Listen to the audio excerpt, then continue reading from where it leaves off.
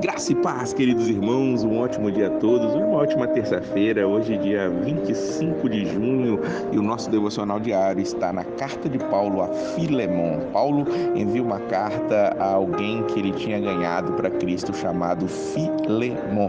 É um bilhete, na verdade, que Paulo está escrevendo e que chegou até nós aqui para que nós pudéssemos ver o trabalho de Paulo como pacificador, como reconciliador.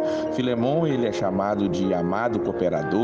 Paulo fala que tem ouvido falar da fé dele em Jesus e no amor pelos santos no versículo 5, e fala no versículo 7 que ele tem reanimado o coração dos santos. Filemon era alguém que Paulo tinha ganhado para Cristo. Ele diz no versículo 19 que ele devia a ele a sua própria pessoa. Mas Filemon era um homem de posses, e esse homem de posses naquela época era natural as pessoas terem escravos. A escravidão era algo que mantinha aquela sociedade viva, tanto que a escravidão em si só foi sendo abolida durante alguns séculos depois, e graças a Deus por cristãos que se levantaram na Inglaterra, Brasil, na Europa, em vários países também. Foram estes que fizeram tudo para que a escravidão não continuasse sendo algo natural, mas naquela época era.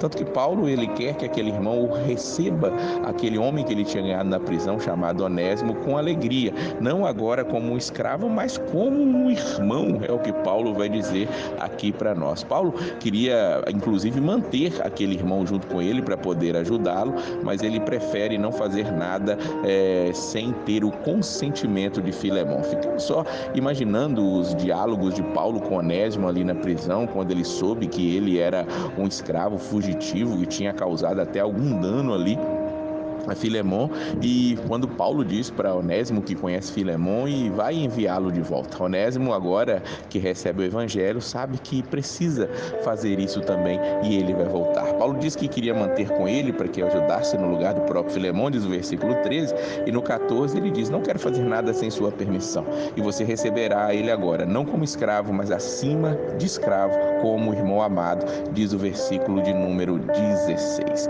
E aí Paulo agora vai dizer, apelar ali para Filemon: se você me considera companheiro na fé, receba como se estivesse recebendo a mim, e se tem alguma coisa que ele te prejudicou, ponha na minha conta. E Paulo sabe mais do que ele estava pedindo a ele, diz o versículo de número 21. Aqui nessa carta, nesse pequeno bilhete que Paulo envia a este homem, fica muito claro aqui o amor de Paulo, tanto por Filemon quanto por Onésimo, a ideia da reconciliação, e que nós possamos aqui também ser esses pacificadores, pessoas que não fazem com que as contendas, as dificuldades no meio dos irmãos aumentem, não, querem trazer reconciliação, amor, cuidado entre todos.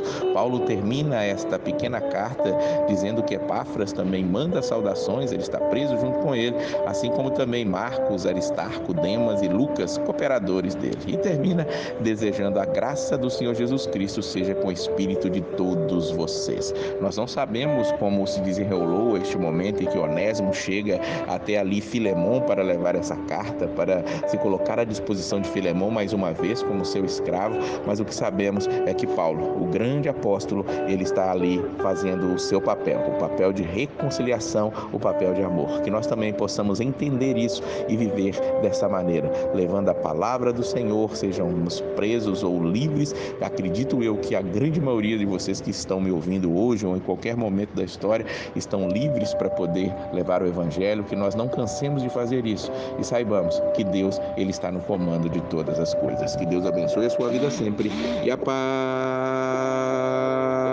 do Senhor.